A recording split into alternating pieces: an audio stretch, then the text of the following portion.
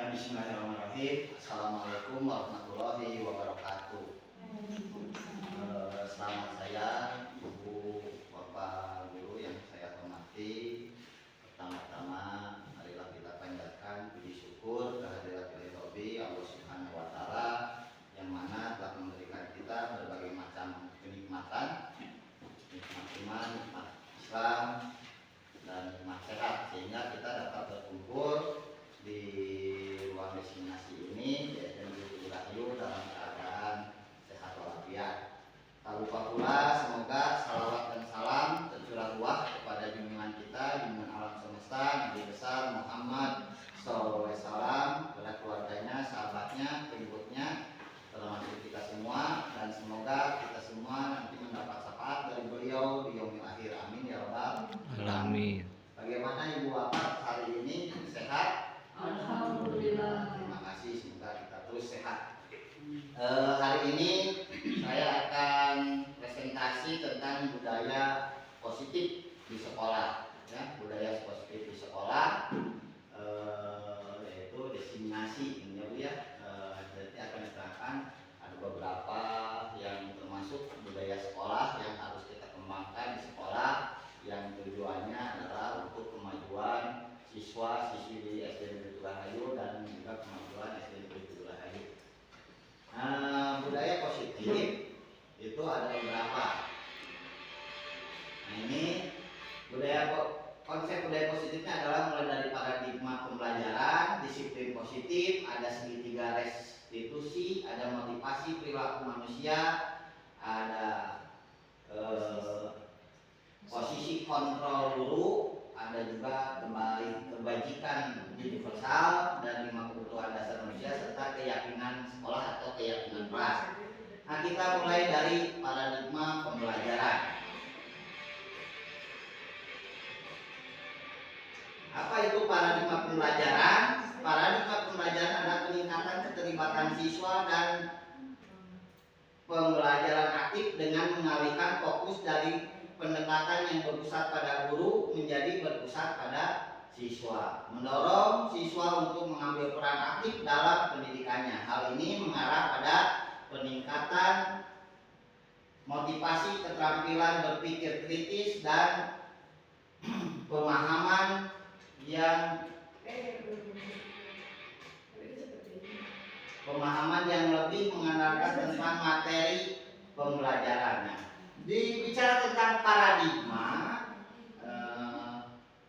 biasanya kan kita apa itu paradigma? Paradigma itu sesuatu yang telah kita yakini, yang sudah kita anggap benar. Jadi apa yang kita lakukan sebelumnya kita anggap benar, gitu ya. Itu adalah paradigma. Nah, sekarang ini kita harus merubah paradigma yang telah lalu yang memang kurang pas, gitu ya. Karena pada yang lalu itu paradigma kita sebagai guru adalah biasanya berpusatnya pada guru, gitu ya, biasanya. Jadi yang aktif itu guru saja terus, sedangkan siswa itu hanya sekali-sekali diberi kesempatan. Nah, ini sekarang paradigma baru ini yang seperti tadi diterangkan, yaitu harus berpusat pada siswa. Jadi siswa itu kita gali kemampuannya, kita gali kelebihannya, supaya mereka itu lebih kritis, lebih kreatif, gitu ya. Jadi siswa itu belajar, ya, bukan kita yang belajar. Kalau biasanya kan paradigma lama itu guru yang pintar, ya, guru tambah pintar, murid hanya mengikuti. Biasanya murid itu kita itu apa? Tujuannya materi selesai kita sampaikan, ya. Padahal dengan perbedaan siswa, kita itu jangan hanya mengejar materi, ya, tapi siswa itu terlibat aktif, malah yang harus berpusat pada siswa. Itu adalah paradigma yang harus diperbaiki atau cara pandang kita dalam pembelajaran. Yang kedua adalah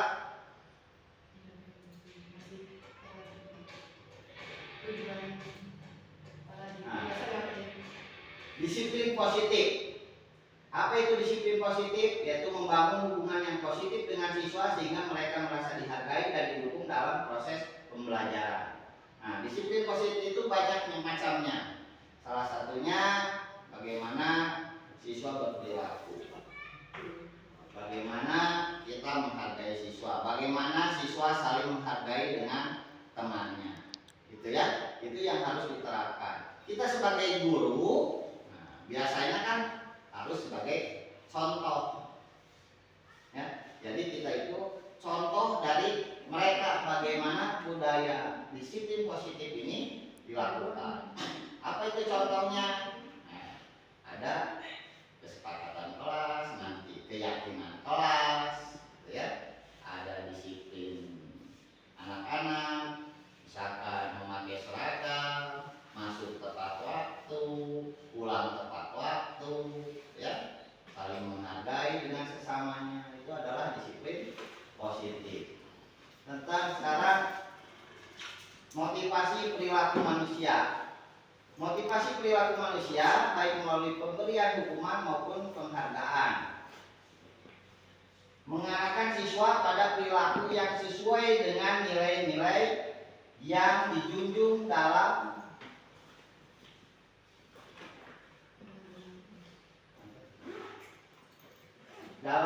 sekolah, ya.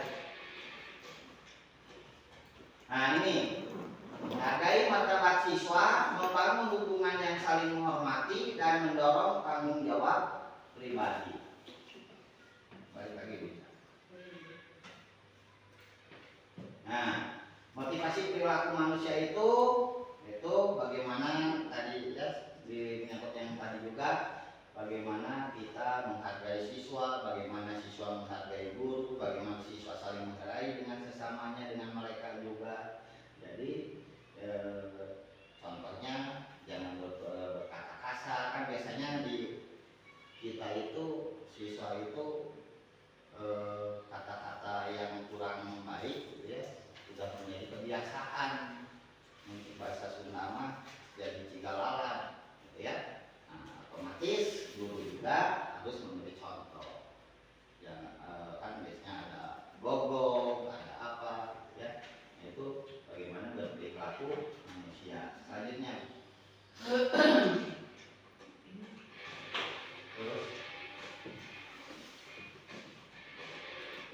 nah, program pujian harian. Setiap hari siswa diberi pujian atas perilaku positif mereka. Ketika siswa melakukan hal-hal yang baik, kita harus memberikan penghargaan. Penghargaannya tidak berupa barang saja, dengan mengacungkan jempol, dengan kita memberi apresiasi tepuk tangan, biasanya siswa juga sudah senang, ya. Dan kalau balik lagi ke paradigma itu, biasanya kan ada jika yang melanggar diberi hukuman, ya. Nah, sekarang kita harus berubah. Hukuman itu adalah jalan terakhir kita yang diberikan kepada siswa yang melanggar, ya. Biasanya kita kan ada keyakinan kelas, ada keyakinan sekolah. Nah, guru itu kalau ada siswa yang melanggar, paling berat kalau di dalam pembelajaran kajian di Dewan Toro itu adalah hanya konsekuensi. Karena apa? Biasanya hukuman itu sifatnya menyakiti, baik fisik maupun psikis. Misalkan siswa melanggar, aneh mah benar. Nah, itu kan biasanya kasih siswa teh, oh dia itu merasa nantinya, berarti dia mah benar. Gitu ya. Nah, jadi atau kita di hormat bendera. Nah, itu kan menyakiti fisik ataupun psikis siswa. Jadi kita harus menghindari sebisa mungkin dalam hukuman. Paling ini nanti ada konsekuensinya. Jika melanggar, konsekuensinya apa? Dan dalam penghargaan juga jangan ada memberikan reward. Reward itu biasanya kalau berupa barang, itu nanti ada semacam kebiasaan.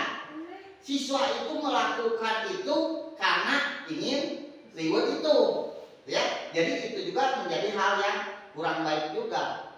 Jadi nanti ada perasaan, orang melakukan eta teh karena hayang itu, gitu ya. Karena hayang reward yang diberikan biasa berupa barang. Nah, itu juga biasanya kurang baik, gitu ya. Nah, Nah, reward bisa sekali-kali tak dikasih, tapi tidak harus berupa barang terus-menerus karena akan menjadi kebiasaan. Jadi supaya timbulkan siswa itu berperilaku baik itu timbulnya dari diri sendiri, bahwa melakukan itu adalah hal yang baik, melanggar itu adalah hal yang kurang baik, ya. Selanjutnya,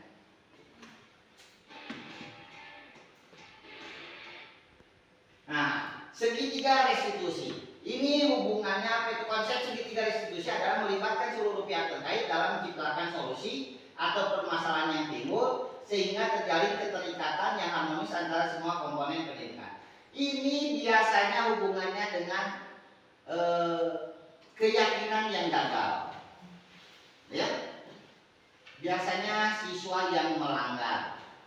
Contohnya ada siswa berkelahi, siswa datang terlambat dalam pembelajaran, siswa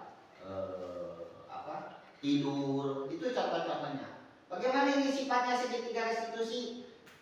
Ada yang disebut konsep segitiga restitusi. Yang pertama itu kita ini kan dulu identitasnya, ya. Nah ini distabilkan dulu identitasnya. Contoh kasus, misalkan ada anak yang berkelahi. Ketika kita anak itu dipanggil kedua-duanya, anak itu ditenangkan dulu. Kan biasanya kalau anak yang berkelahi itu emosi, ya. Apa yang kita katakan terdidenge. Terus selalu menyalahkan lawan yang berkelahinya. Nah, kita stabilkan dulu anak itu, kita tenangkan dulu. Kenapa? Terus kita juga bisanya, oh bapak juga atau ibu juga pernah melakukan hal itu. Nah, jadi kesalahan itu suatu yang wajar. Jika kesalahan yang mereka lakukan itu anggap suatu yang wajar yang dilakukan oleh manusia atau manusiawi. Bisa dengan, oh bapak oke pernah melakukan itu, sekarang tenang dulu. Ini adalah menstabilkan dulu si anak. Jangan kunaon gelut. Nah biasanya begitu ya, termasuk saya kunaon gelut. Nah dengan segitiga restitusi itu, yang pertama itu adalah anak ditenangkan dulu, distabilkan dulu identitasnya, supaya apa yang mereka lakukan itu ya kita anggap manusiawi dan bisa dilakukan oleh siapa saja. Kebetulan mungkin si anak tersebut yang melakukannya. Setelah distabilkan identitasnya, kita validasi kebutuhannya. Maksudnya begini, kenapa anak itu melakukan hal tersebut?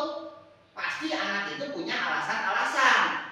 Contohnya dalam berkelahi bisa disirikan, bisa tersinggung karena tersenggol, kan begitu ya kasus yang di lapangan itu.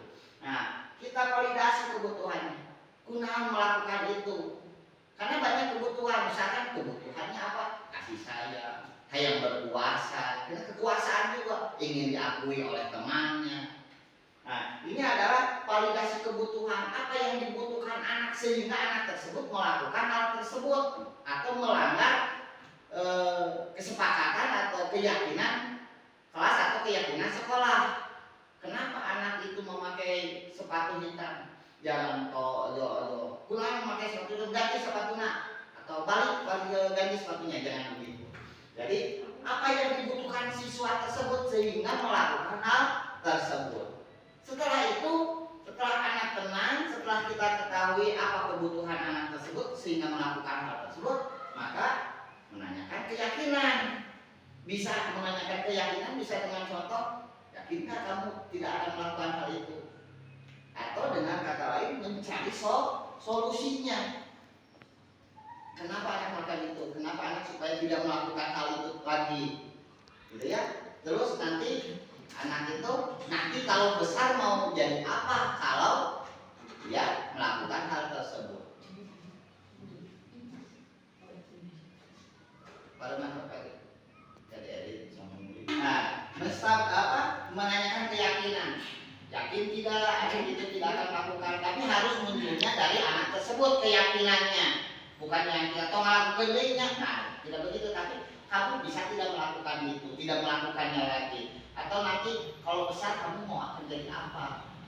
Jadi ditanyakan, kalau anak ingin jadi polisi, oh kalau polisi kan tidak boleh berantem, kalau jadi tentara harus patuh atau disiplin. Nah, setelah itu, setelah ada keyakinan, maka keyakinan itu harus muncul dari anak.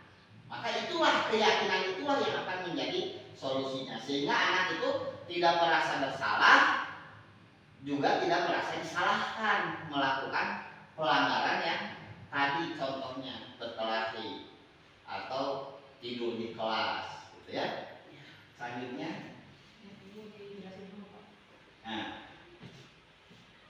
segitiga resolusi adalah pendekatan untuk mengatasi perilaku negatif dengan menghubungkan pelanggaran dengan nilai-nilai pribadi siswa. Nah, ini hubungannya nanti dengan P5 ya, yang profil pelajar Pancasila. Tahapannya itu mendeteksi pelaku, menghubungkan dengan nilai, dan membuat situasi restitusi atau perbaikan yang tadi itu.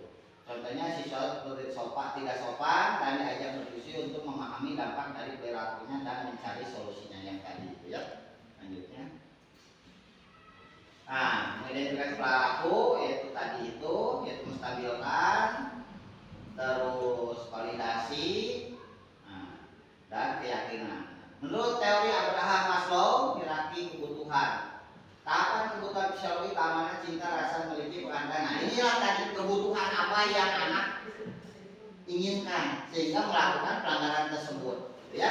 Ada cinta, keamanan, rasa memiliki, penghargaan, dan juga survival atau menginginkan bertahan hidup, gitu ya, bertahan hidup. Nah, sekarang posisi kontrol guru. Posisi kontrol pada restitusi atau memperbaiki hubungan yang terganggu dengan siswa sehingga tercipta lingkungan yang harmonis dan mendukung pertumbuhan mereka. Apa saja posisi kontrol guru? 1. Sebagai teman. 2. Sebagai pembuat merasa rasa bersalah, menimbulkan rasa bersalah. 3. Sebagai manajerial. Ya. 4. Sebagai penghukum. Biasanya kita itu kalau tidak sebagai teman, sebagai penghukum. Kita memposisikan kontrol guru itu biasanya ya yang sudah-sudah aku kurang senangi dan anak pelajar kita sebagai teman. Tapi aku bukan goreng, ada kamu bukan goreng kita apa ya? Melanggar, anu rada tidak kita senangi kelakuannya, posisi kita sebagai penghukum atau sebagai merasa bersalah. Gitu ya? Bagaimana itu sebagai teman? Nah, kita biasanya kalau teman itu kan mengajak dari hati ke hati. Anak masalahnya apa? Dari hati ke hati. Seperti kita ke teman saja. Kalau sebagai pemberi rasa bersalah itu, kamu mah sarewae mau bisa naik. Nah, itu kan tidak kurang sare kan merasa bersalah, gitu ya. Atau sebagai manajerial. Nah, kalau sebagai manajerial itu memakai sistem yang tadi segitiga restitusi. Sedangkan penghukum, mana mau paung, mana mau kodok. Nah, itu kita sebagai memposisikan kontrol guru sebagai penghukum. Wah, mana mau bisa macan kodok. Nah, itu kan penghukum. Itu akan terus ada di hati anak. Oh, urang teh kodok, ya iya kodok terus. Oh, urang teh baong, jadi iya baong terus karena tertanam di diri anak. Karena biasanya yang sudah-sudah ya termasuk saya dulu kan memposisikannya kalau ke anak yang agak kurang ini ya ada yang melanggar itu kita memposisikan sebagai penghukum. Asup telat 5 menit pusat. Nah, biasanya gitu ya, itu sebagai penghukum. Ini adalah posisi kontrol guru. Yang terbaik adalah posisi kontrol guru adalah sebagai teman atau sebagai manajerial. Sehingga kita dapat menggali kenapa anak melakukan itu, apa yang dibutuhkan anak. Nah, jadi sebagai manajerial.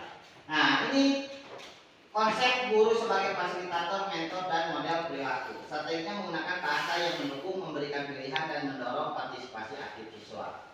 Contohnya guru yang memberikan tugas kepada siswa mengadakan sesi umpan. Jadi ini kalau di kelas, misal kalau pemberian tugas ini di kelas. Jadi kita itu harus melihat diferensiasi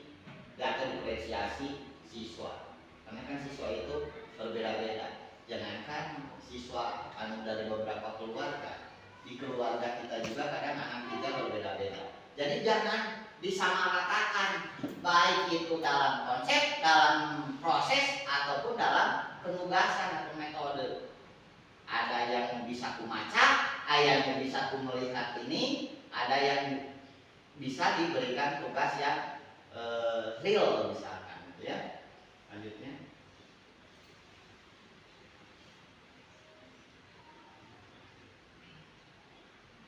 Nah, ini kebajikan yang berlaku umum dan memberikan pedoman tentang perilaku yang diharapkan di sekolah. Nah, ini tadi posisi kontrol itu ya.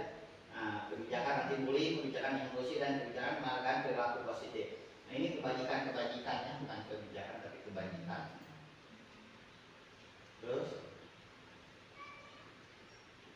nah, kebajikan universal.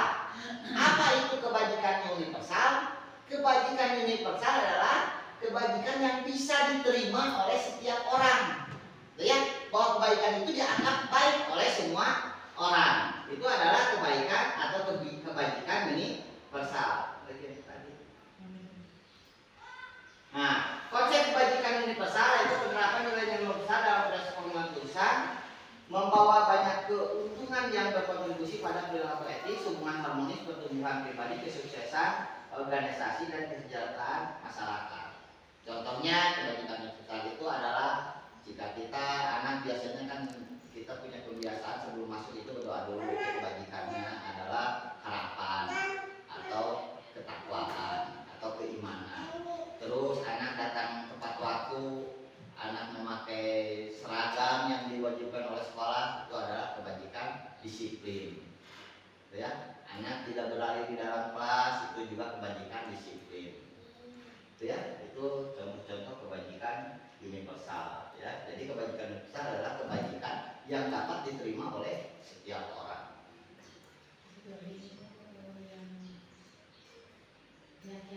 Nah, sekarang keyakinan sekolah atau keyakinan kelas.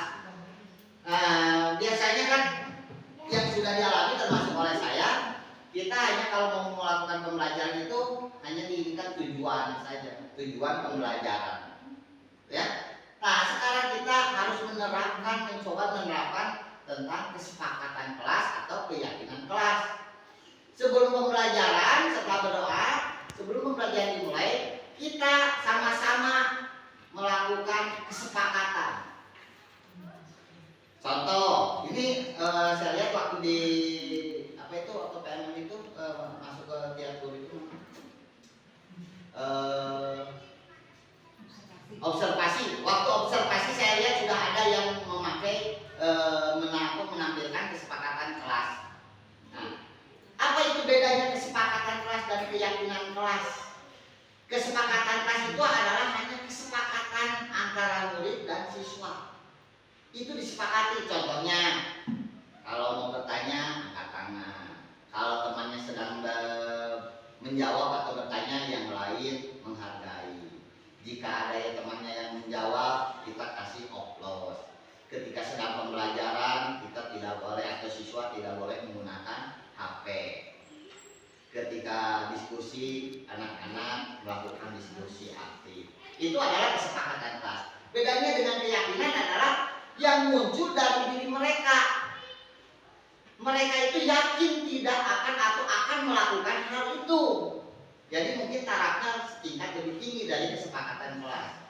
Kalau kesepakatan bisa saja ada yang melanggar, karena biasanya kan yang mencoba nama sormanu. Di sini sepakatan kelas tidak boleh menggunakan HP sormanu, tapi kan kadang ada yang susul rumputan menggunakan HP. Tapi kalau keyakinan kelas itu munculnya dari diri mereka, bahwa mereka yakin tidak akan menggunakan HP ketika saat belajar. Kalau tidak disuruh oleh guru menggunakan HP. Jadi tarafnya lebih setingkat lebih tinggi daripada kesepakatan kelas. Gitu ya. Jadi kesepakatan kelas itu yang disepakati antara guru dan murid di dalam kelas itu. Kalau keyakinan kelas itu benar-benar muncul dari murid bahwa akan melakukan hal tersebut. Apa bedanya dengan peraturan? Kan kita biasanya ada tata tertib. Apa bedanya dengan peraturan? Bedanya adalah kalau peraturan itu munculnya dari satu pihak. Peraturan sekolah muncul dari sekolah. Kalau kesepakatan atau keyakinan kelas muncul dari kedua belah pihak. baik itu dari guru maupun dari siswa tersebut. Kalau tata tertib kan kita munculkan saja guru yang membuat atau sekolah yang membuat tanpa melibatkan anak-anak. Nah itu rawan pelanggaran terjadi karena mereka merasa saya tidak diikutkan dalam membuat tata tertib tersebut. Gitu. Itu bedanya antara kesepakatan kelas, keyakinan kelas dan tata tertib atau peraturan sekolah. Itu mungkin yang saya bisa berikan tentang materi budaya positif. Nanti setelah ini kita akan adakan. Nah, silakan dibuka ini dulu Bu Ica ya, gambar-gambar tadi. Ya, foto yang tadi.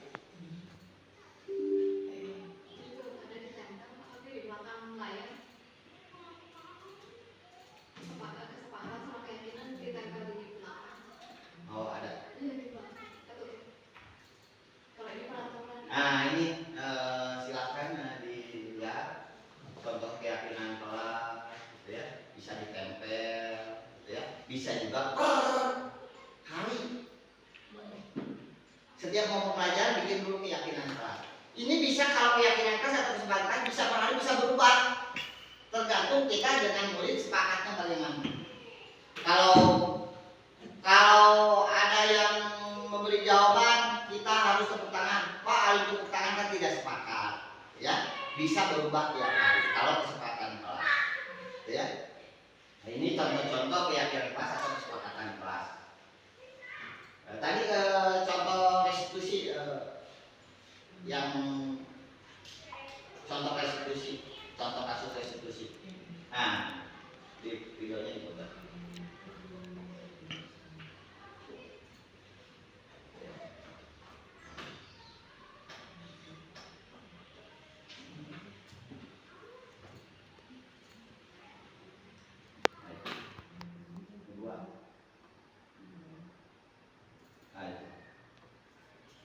Nah, ini ketika saya melakukan restitusi anak yang berkelahi. Jadi si anak itu ditenangkan dulu supaya jangan ada emosi dulu.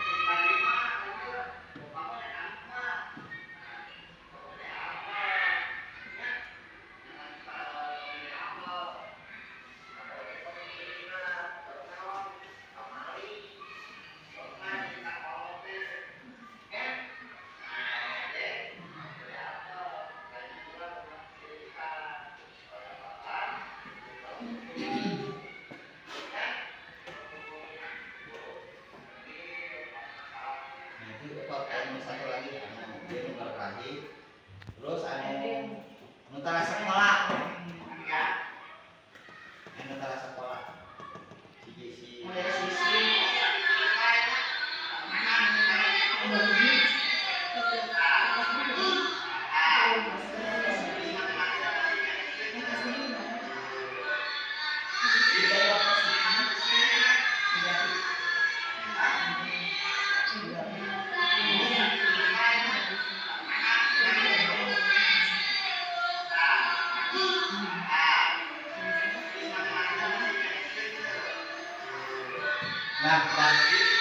Nah, dalam restitusi jika si anak melakukan pelanggaran, jangan ditegur langsung di depan teman-teman. Kita bawa ngobrol baik-baik. Misalkan, mana yang guru teh kas guru ayo baturan, mana yang guru tuh ayo dari jiwit atau dijiwit. Kita ajak ngobrol baik-baik. Tanyakan yang tadi yang segitiga restitusi itu, stabilkan dulu identitasnya, paling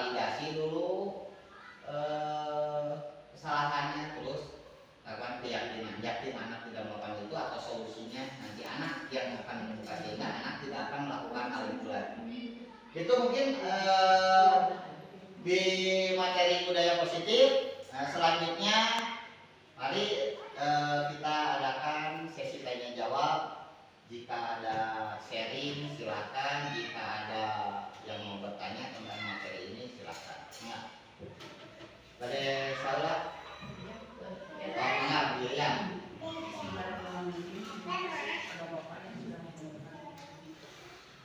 Pak, ini pertanyaan nih Pak, jika pertengkaran terjadi di luar kelas dan kondisinya ketika guru datang ke sana sudah menjadi tontonan, sedangkan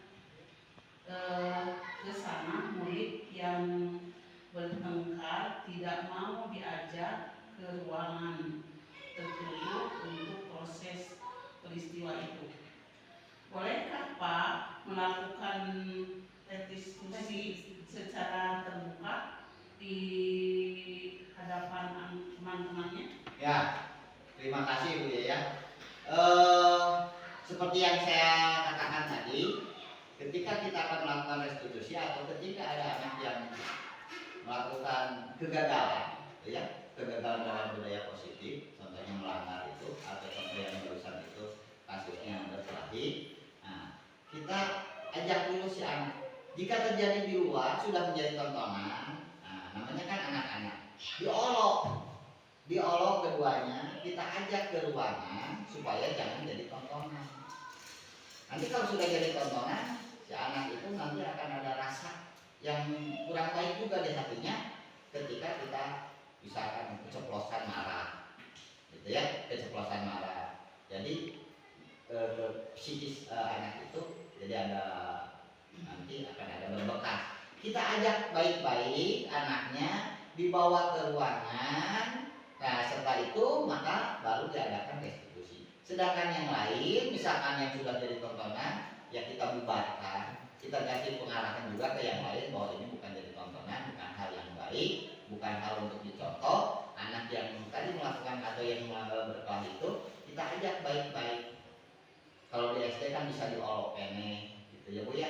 Kalau setelah di ruangan baru kita adakan restitusi, kita tenangkan anak, kita disebut stabilkan identitas supaya anak sudah tenang. Biasanya mengelut emosinya tinggi, kita tenangkan. Setelah itu maka divalidasi kasusnya, kenapa melakukan hal itu. Setelah itu cari solusinya. Solusinya itu harus muncul dari anak, ya, dengan kita memberikan pertanyaan-pertanyaan pematik. Ya. Itu ya Bu ya. Jadi tidak boleh langsung, langkah tidak baiknya. Kita juga nanti akan memberikan contoh yang jelek juga kalau kita langsung melakukan hal tersebut di tempat tontonannya orang banyak atau teman-temannya. Atau langsung ditegur? Iya, langsung ditegur, jadi akan jadi contoh kurang baik juga dalam budaya positif itu. Tapi Pak begini misalkan seperti tadi kata Bapak boleh diolok gitu ya. Apa dengan makanan itu ya boleh gitu Pak, permen atau makanan yang mungkin kalau kelas 1 masih bisa, tapi kalau kita kan biasanya sebagaimanapun anak pasti ada mulutnya kalau ibu. Ya kita kasih pengertian daripada jadi tontonan tidak baik, nanti akan bisa terkena jadi tukang belut. Ya dikasih pengertian sehingga anak dapat menerima dan mau mengikuti kita ke ruangan untuk diadakan restitusi. Gitu ya Bu ya. Boleh kalau anak kelas ini kan dikasih ayo ya kasih permen, tapi itu ayo malah dibalangkeun, itu maksudnya malah dibalangkeun si permennya. Kasih pengertian, nantong digusur baru dicium ya begitu. nggak boleh dicubit Pak ya. Ya jangan, nanti itu kan jadi budaya kurang baik juga. Ada lagi yang lainnya? Assalamualaikum warahmatullahi wabarakatuh. Waalaikumsalam.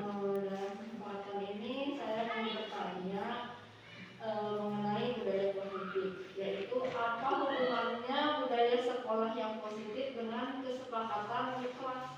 Ya, baik terima kasih. kesepakatan kelas itu adalah salah satu budaya positif. Ya, Bu, ya. Jadi kesepakatan kelas itu adalah budaya positif. Jadi membiasakan kita melakukan suatu hal itu dengan melibatkan anak. Jadi bukan dari kita sendiri. Kalau dari kita sendiri kan kalau di tingkat bahasa intinya mah otoriter, ya. Nah, kita jangan membiasakan otoriter. Jadi ada kesepakatan kelas itu, namanya kesepakatan kelas adalah kesepakatan antara guru dan semua yang ada di kelas, murid-murid.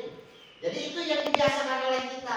Jangan kita otoriter dengan kita saja yang maunya sendiri, ya. Tapi harus kemauan semua.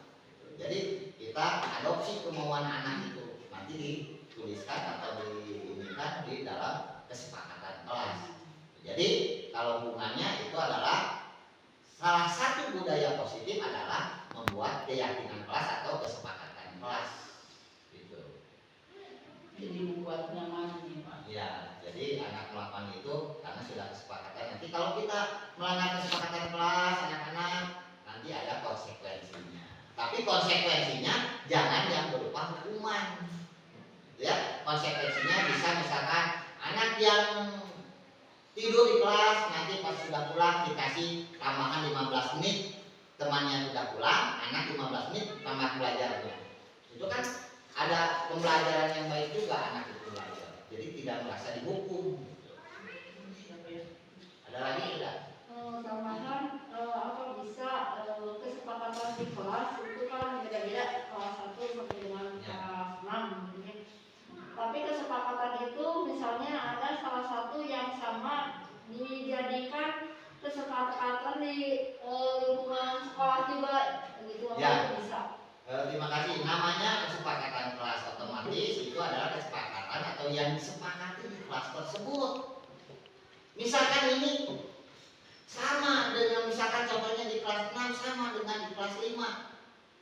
Kalau kesepakatannya dari anak-anak kelas 6 begitu, kelas 5 juga itu, kenapa tidak? Cuman tidak niron atau tidak melihat saja. Karena kalau melihat otomatis tidak sepakat dengan anak yang ada di kelas tersebut. Jadi harus sepakat antara guru di kelas tersebut dengan anak-anak yang ada di kelas tersebut. Kalau otomatis kalau kesamaan, yang mungkin sama sepakatnya waktu melakukan atau melaksanakan kesepakatan tersebut. Tapi tidak melihat, oh ini ada kesepakatan kelasnya. Nah, tidak begitu. Tapi kita, ayo anak-anak sebelum kita belajar kita sepakati cara belajar kita. Misalkan kalau sedang belajar tidak boleh makan. Kalau sedang belajar tidak boleh mainkan HP atau handphone. Kalau sedang diskusi tidak boleh atau harus aktif. Nah, itu kan tidak mungkin yang disepakati di sana disepakati di sini tanpa melihat. Kalau melihat contoh di sini, anak-anak bisa protes. Pada saya mah tidak sepakat dengan itu. Nah, gitu. Bagaimana kalau bisa dijadikan kesepakatan di sekolah? Namanya kesepakatan sekolah. Bisa dibuat atau disepakati oleh semua warga sekolah. Bisa dengan guru, bisa dengan perwakilan murid, bisa dengan perwakilan orang tua, bisa juga dengan stakeholder yang lainnya. Menjadilah kesepakatan sekolah. Kalau kita lebih kenalnya tentang sekolah selama ini, gitu ya. Dan selama ini kan hanya dari kita saja, tetapi butuhnya sebenarnya kesepakatan sekolah itu harus kita berkolaborasi dengan semua pihak, baik guru, murid, kepala sekolah, perwakilan orang tua yang ada komite itu dan stakeholder yang ada yang terkait. Mungkin itu ya Bu ya. Jadi boleh sama asal sepakat di kelas itu. Jadi kesepakatan kelas itu kita tawarkan ke kelas tersebut. Ayo anak-anak, nanti kan ada yang ngacung, Pak tidak boleh makan, Pak tidak boleh berlari, Pak tidak boleh pegang HP. Nah itu kan jadi kesepakatan di kelas tersebut. Kalau ada secara tidak sengaja yang sama, kenapa tidak? Kalau ini sudah kesepakatan kelas tersebut, gitu ya Bu ya. Jadi namanya kesepakatan kelas otomatis harus disepakati oleh kelas tersebut. Ya Pak, ada pertanyaan lagi. Bu ya pada bisa tanya terus. Pada cerdas. Enggak Bu. Bismillahirrahmanirrahim. budaya positif sebuah harapan dan tantangan Pak. Keyakinan kelas bersifat lebih abstrak daripada peraturan. Itu bagaimana ya Pak? Oh, bukan lebih abstrak, itu lebih real sebenarnya. Lebih abstrak. Ya, kalau abstrak itu kan tidak ini. Kalau sebenarnya kesepakatan Bayang-bayang kok. kesepakatan kelas itu lebih real sebenarnya. Nyata. Nyata, lebih karena emang kita melakukan itu dengan murid. Itu yang nanti murid pasti melakukan itu. Kalau ada yang melanggar, mungkin ya ada konsekuensi, tapi tidak banyak. Tapi kan kalau munculnya dari kedua belah pihak antara guru dan murid, anak-anak tidak akan bisa menyangkal karena itu sudah disepakati, apalagi sudah keyakinan kelas. Mereka sudah yakin akan melakukan hal itu. Makanya kan ada keyakinan itu akan melaksanakan hal itu. Jadi malah lebih real, lebih bagus ada kesepakatan kelas. Ya sebenarnya kan Pak sering melihat di kelas itu lari-lari di atas meja. Nah, itu makanya dibuatlah kesepakatan kelas. Kalau makan tidak boleh makan di kelas atau tidak boleh membuang sampah di kelas. Nanti dari kesepakatan itu bisa dijadikan kalimat positif. Asalnya dilarang berlari, berjalanlah dengan tertib. Nah, jadi nanti dari kesepakatan kelas itu menjadi bahasanya itu kalau itu lebih halus itu dalam bahasa ini jadi kalimat positif. Ya, jadi asal artinya lebih halus itu dalam bahasa ininya kalimat positif. Nanti akan jadi apa dari kalimat positif itu? Ada kebajikan universal. Tidak berlari di atau berjalan dengan tertib di kelas. Kebajikannya apa? Disiplin. Gitu. Itu ya Bu ya. Nah, ada lagi? Ya, enggak ada ya. Assalamualaikum warahmatullahi wabarakatuh. Waalaikumsalam. Tentang tentang budaya positifnya. Ya, Nah, budaya positif itu kan tentang sekolah. ya. Cuma ini diambil dari habit atau kebiasaan dari luar juga. Misalkan di lingkungan siswa itu ternyata di luar memang keadaannya ya di daerah kita Ya, lingkungan rumah ya. itu kan jadi ke bawah ke sekolah misalkan ya. Jadi kan kita susah menerapkan ke anak itu karena memang kalau yang namanya sudah habit itu sudah melekat di dalam diri anak itu. Nah, bagaimana solusinya supaya melunakkan hati atau apa ya bahasanya supaya anak itu bisa ya mengikuti bimbingan kita gitu. Jadi yang di rumah itu si anak supaya bisa berpikir bahwa oh yang dulu itu salah gitu, yang seperti itu salah. Nah, itu mungkin itu. Ya, terima kasih Bu. Ya, memang betul ini terjadi bukan di kita saja. Ini terjadinya mungkin di banyak tempat, di banyak sekolah. Karena kebiasaan lingkungan itu biasanya lebih melekat daripada sekolah. Karena apa? Karena di rumah atau di lingkungan tempat tinggalnya itu lebih lama mereka daripada di sekolah yang hanya beberapa jam. Caranya begini Bu, bisa kita menggali atau bisa kita berkolaborasi. Pertama, kita kolaborasi dengan orang tua. Kita kolaborasi dengan komite. Supaya nanti kita ada saling. Di sekolah diterapkan budaya positif, di rumah diterapkan budaya positif.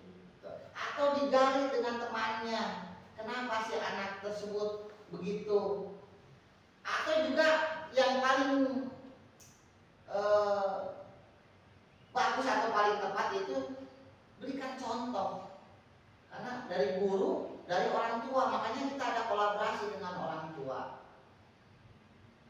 Dengan orang tua itu kenapa bergaul ini misalkan dengan orang gede, orang yang tidak sekolah. Nah, kita kasih ke pengertian pada orang tua supaya anak itu ya kalau gaul milih-milih dengan seangkatannya atau dengan yang sekolah lagi supaya atau kebiasaan yang kurang baik itu ya mudah-mudahan terkikis sedikit demi sedikit. Jadi itulah intinya kolaborasi.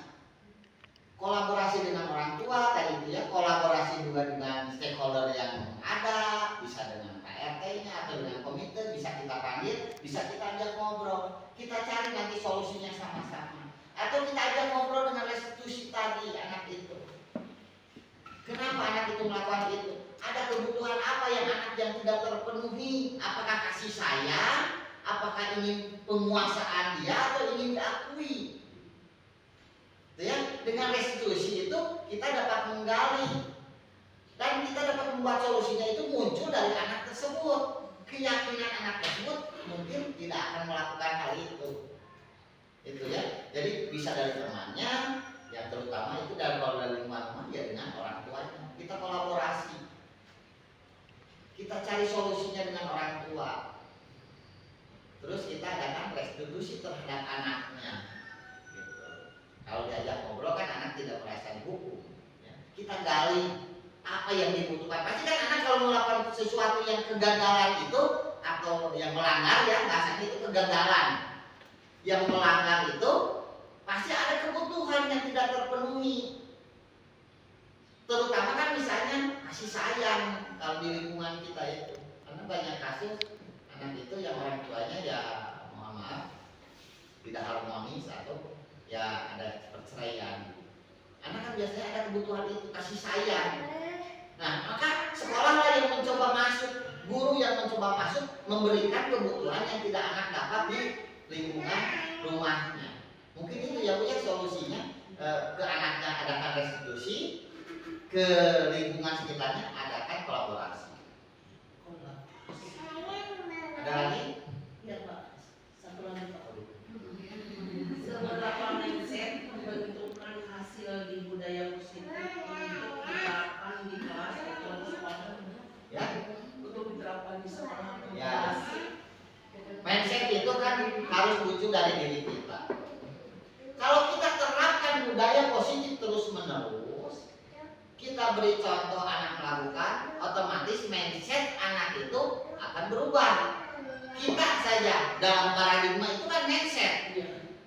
Mindset kita kan, oh mengajar itu tegas benar, melakukan hal itu ke anak itu sudah benar. Padahal mah dalam paradigma baru yang budaya positif ini, oh kurang tepat.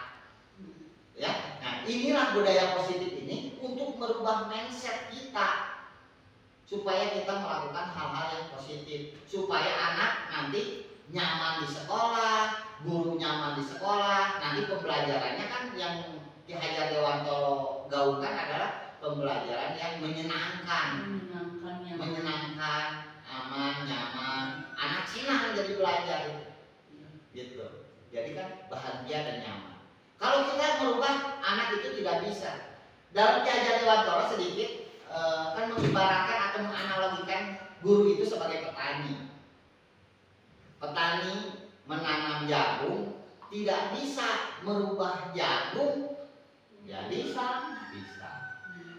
Tapi bisa apa yang dilakukan? Yang merubah lingkungan sekitarnya. Caranya membuat tanahnya jadi subur, membuat atau memberikan pupuk, menjaga atau merawat si tanaman tersebut. Itu kan tidak bisa kita langsung jadikan si jagung jadi cabai, tidak bisa. Tapi tidak bisa juga kita jual yang jagungnya berbuah banyak tanpa kita merawat lingkungan sekitarnya. Jadi tugas kita adalah merawat lingkungan kita. Salah satunya dengan budaya positif ini. Gitu. Ibu ya. Ada lagi? Ya. Apa saja langkah sederhana Bapak sebagai sekolah di sini untuk memulai membangun budaya positif di Tujuan?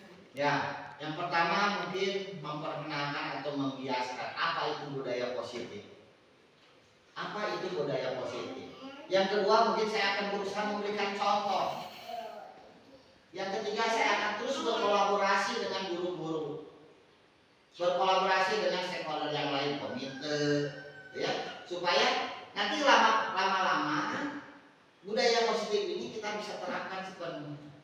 Yang pertama saya berikan dulu mungkin seperti ini ya Bu ya, memberikan pengertian dari budaya positif. Yang kedua saya akan terus berkolaborasi dengan semuanya supaya bisa penerapan ini dilakukan. Yang ketiga atau yang mungkin yang kedua ini memberikan contoh dulu, memberikan contoh budaya positif. Sebisanya misalkan saya datang tidak terlambat, Sebisanya, salah satu contoh, sebisanya saya tidak datang terlambat. Sebisanya saya memakai seragam apa yang sudah ditentukan oleh aturan dari negara, gitu. Atau sebenarnya saya mengajak ibu bapak misalkan berkolaborasi. Saya suka berkeliling ke kelas, di atas 6, kelas 5, kelas 4, kelas 3 sampai kelas bawah. Itu adalah mungkin salah satu langkah saya. Tapi yang pertama adalah memberikan contoh.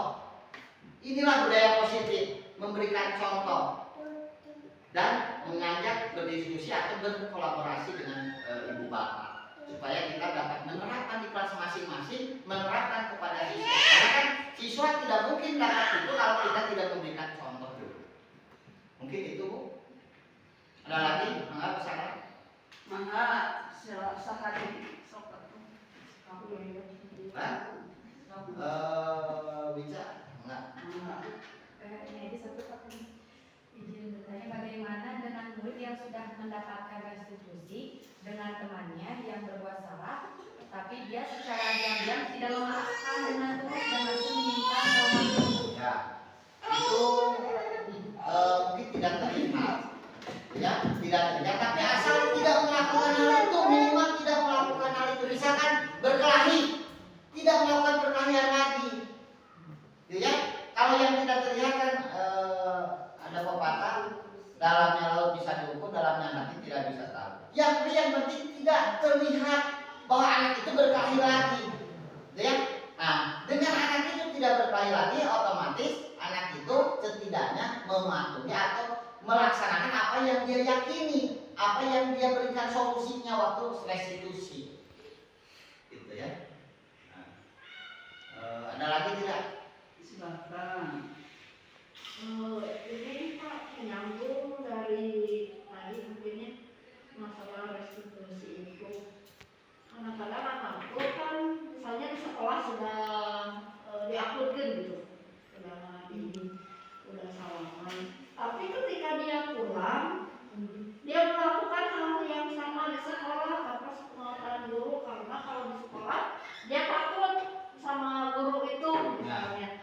Setelah di luar dia melakukan kembali Berkelahi lagi, dia misalkan. berkelahi lagi dan bisa terjadi terjadi hal yang tidak diinginkan, sehingga si orang tua itu kembali balik lagi ke sekolah. Ya. Gimana? Maka kita adakan restitusi bisa langsung dengan orang tuanya. Anak direstitusi. Kenapa kemarin kalian sudah yakin dan sudah mau timbul dari dirinya tidak akan berkelahi lagi, tapi pas pulang sekolah berkelahi lagi, sehingga ada salah satu orang tua mungkin kesini anaknya berkelahi. Nah, maka kita adakan lagi restitusi, mungkin kita lebih kolaborasi lagi dengan orang tua anak tersebut, sehingga kita lebih dikuatkan lagi. Karena yang tadi udah lihat katakan itu kan lingkungan rumah itu kan berbeda dengan lingkungan sekolah. Kadang di sekolah kita ajarkan kemenang belut, kemenang berbohong, gitu ya. Karena pergaulan di rumahnya dia gaulnya yang lebih tua, mungkin yang bukan seumurannya dibawa-bawa. Maka kita yang tadi itu adakan kolaborasi dengan orang tua supaya selain kita anak itu dijaga di sekolah, anak juga diadakan budaya positif di rumah.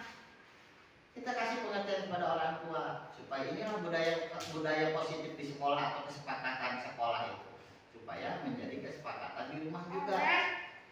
Jadi dikasih pengertian bahwa anak itu mungkin tidak apa-apa Bu dilakukan restitusi 1, 2, 3 kali, tidak apa-apa. Berulang-ulang. Tapi anak itu benar-benar yakin akan melaksanakan hal yang diyakini oleh dia tidak akan melakukan hal tersebut. Dengan tentu saja tadi itu bisa dengan kolaborasi dengan orang tua, sehingga di sana dijaga, di sini dijaga dalam budaya positif. Ini dulu kalau lupa soalnya kalau restitusi itu kan boleh dilakukan berulang kali. Boleh.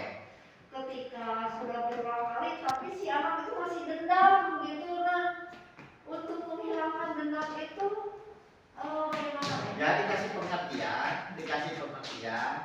kita ini kan kebajikan universal itu begitu.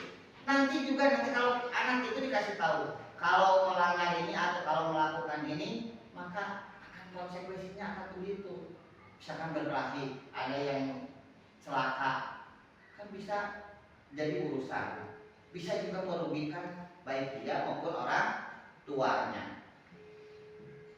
Tidak apa yang harus dilakukan terus, nah dikasih juga nanti apa akibatnya atau konsekuensi jika melanggar terus menerus dan lebih dalam lagi nanti bisa membahayakan bagi dirinya, bisa juga membahayakan bagi orang lain.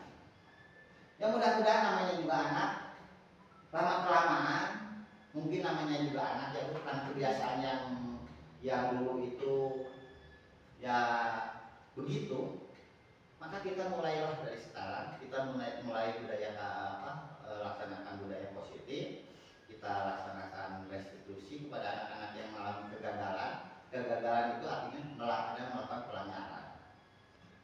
Ya, berikan pengertian, apalagi kita kan di SD, anak itu belum terlalu marah, belum mendarah daging pisan. Kalau di anak SD itu beda dengan bisa di anak di SMA kan kadang beda. Kalau kebiasaan dari SD, SMP, SMA itu, kalau di dalam di kebiasaan yang kurang itu, kegagalan itu, maka kita mumpung masih di dasar, masih bisa kita bulat belokkan hati anak, gitu ya, dengan memberikan contoh-contoh budaya positif yang baik, insya Allah anak, dan tentu saja dengan kolaborasi dengan yang di lingkungan rumah, insya Allah anak akan minimal dapat merubah dan dapat mengetahui hal itu tidak baik. Ada lagi tidak? Tidak? Oh, ya satu lagi ya. Satu lagi. Menciptakan budaya positif di sekolah, meraih student well-being. Apa itu student well-being? Ini apa? Ya, menciptakan. Maksudnya begini Bu ya. Ya. Dengan menciptakan budaya positif akan menghasilkan anak yang baik, pelajar yang baik, pelajar yang berdikari, pelajar yang sesuai dengan profil pelajar Pancasila. Gitu, maka diterapkan, maka akan ada hubungannya dengan profil pelajar Pancasila. Iya Bu ya? Mungkin sudah? Ya. Terima kasih Ibu Bapak Guru sudah hadir dalam acara destinasi ini. Mohon maaf jika penjelasan saya atau jawaban saya kurang memuaskan Ibu Bapak. Mudah-mudahan dengan tidak puasnya ini Ibu Bapak akan kembali menggali cara atau jalan bagaimana budaya positif dapat kita terapkan di sekolah. Mudah-mudahan